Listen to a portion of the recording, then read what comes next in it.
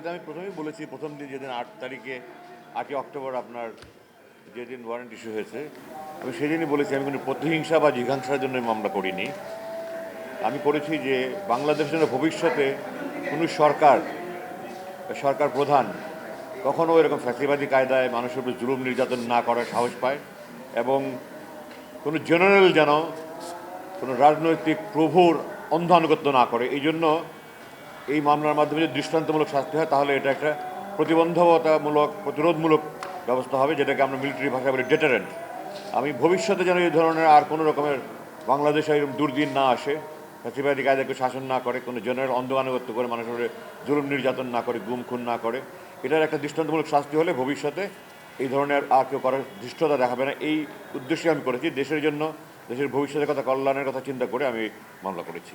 তো আমি আশা করি কোনো নির্দোষ ব্যক্তি যেন শাস্তি না পায়, কিন্তু কোনো অপরাধী যেন ছাড়া না পায়, এবং যারা প্রকৃত অপরাধী হুকুমদাতা তারা যেন দৃষ্টান্তমূলক শাস্তি পায়। ভবিষ্যতের জন্য বাংলাদেশের ইতিহাস, পৃথিবীর ইতিহাসে এটা একটা নজির হয়ে থাকবে। এই উদ্দেশ্যে আমি করেছি, কোনো ব্যক্তিগত প্রতিহিংসা বা জিঘাংসার জন্য আমি মামলা করিনি। সুতরাং সেই হিসাবে আমার অত্যন্ত আনন্দিত হওয়া বা উদ্বেলিত হওয়ার কোনো কিছু নেই আমি মনে করি।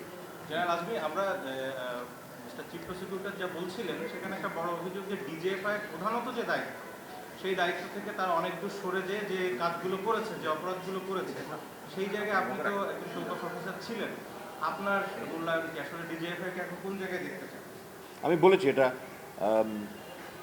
জেনারেল হামিদ যে লাস্ট ডিজি ছিল লাস্ট সরকারের সময়, তারপরে এসেছিল মেজর জেনারেল ফয়েজ, যে পরবর্তীতে বদলি হয়ে চলে গেছে পদোন্নতি পেয়ে। এরপরে এখন যিনি আছে জেনারেল জাহাঙ্গীর, তার সাথে কয়েকবারই কথা হয়েছে। আমি বলেছি যে ডিজিএফআইকে ডিপলিটিসাইজ করো। ডিজিএফআইয়ের কাজ মূলত অভ্যন্তরীণ রাজনীতিতে হস্তক্ষেপ করা নয়, এটা মূলত আমরা ট্রান্সফ্রন্টিয়ার ইন্টেলিজেন্স বলি। সীমান্তের ওপারে আমাদের সৈন্য, মানে বিরোধী যারা আছে, আমাদের বিরুদ্ধে যারা আক্রমণ করার সম্ভাবনা আছে, সম্ভাব্য শত্রুদের। স্বাস্থ্যকর অল টাইম ফ্যামিলি কেক, সব সময় অল টাইম হেলদি লাইফ। বিভিন্ন রকমের তথ্য সংগ্রহ করে এগুলি মূল্যায়ন করে বিভিন্ন বাহিনীকে প্রয়োজনীয় তথ্য দেওয়া।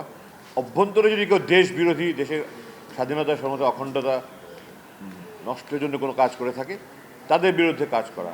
কিন্তু রাজনৈতিক প্রভুকে, কোনো দলকে ক্ষমতায় টিকিয়ে রাখার জন্য অন্যান্য ভিন্ন মতাবলম্বী লোকদেরকে বা সরকারের সমালোচনাকারী ব্যক্তিদেরকে গুম খুন করা ডিজিএফআইয়ের কাজ নয়, এটা রাজনৈতিক ব্যাপার। আমি তাদেরকে বলেছি যে ডিজিএফআইকে ডিপলিটিসাইজ করো। আমাকে বলেছে স্যার, আমি কাজ করছি। আমি আশা করছি যে এই সরকার তাদেরকে সেই অনুযায়ী দিক নির্দেশনা দেবে, এবং যারা এখন ডিজিএফআই দায়িত্বে আছে এবং তাদের সিদ্ধান্ত গ্রহণের যাদের ক্ষমতা আছে তারা সেই অনুযায়ী ব্যবস্থা নেবে বলে আমি আশা করি।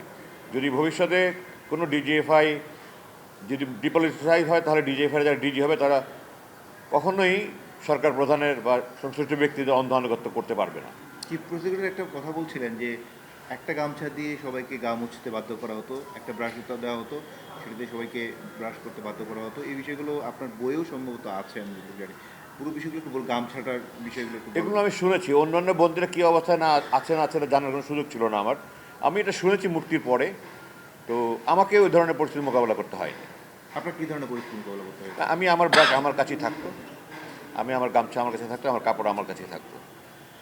আপনার একটা বক্তব্য নিয়ে বেশ আলোচনা হচ্ছে সোশ্যাল মিডিয়াতে এবং গণমাধ্যমেও আলোচনা হচ্ছে যে আপনি একটা বক্তব্য দিয়েছেন যে মানে যদি ভারতের সেভেন সিস্টারকে স্বাধীন করা না যায়, আলাদা আলাদা রাষ্ট্র না করা যায়, তাহলে বাংলাদেশের স্থিতিশীলতা আসবে না। এরকম একটা বিষয় নিয়ে সোশ্যাল মিডিয়াতে খুব বেশি আলোচনা হচ্ছে। না, এটা অপবাদ। আমি এই ধরনের কোনো কথা বলিনি। আমি বলেছি যে এই ভারত যতদিন এই ভারত থাকবে, যদি আর টুকরা টুকরা না হয়ে যায়, তাহলে আমাদেরকে তারা কোনোদিন শান্তিতে থাকতে দেবে না, যেটা আমরা গত 54 বছর দেখেছি।